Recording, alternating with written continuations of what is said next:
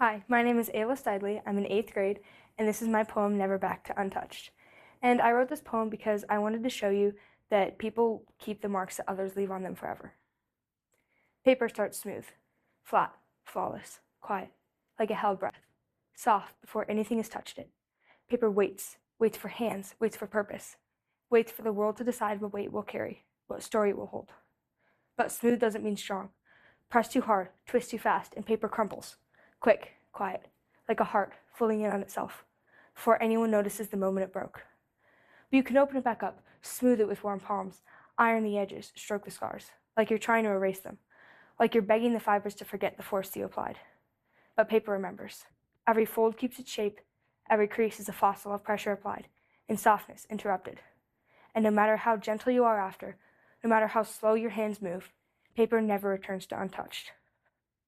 But this poem isn't about paper. It's about people. How we start smooth too. Soft with trust, bright with personality. Hoping the world will handle us with steady hands.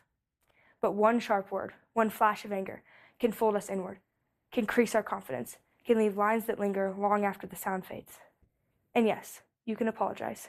You can soften your voice, offer warmth where there is heat. Try to smooth the hurt you press into someone's spirit. Try to unbend what you bent.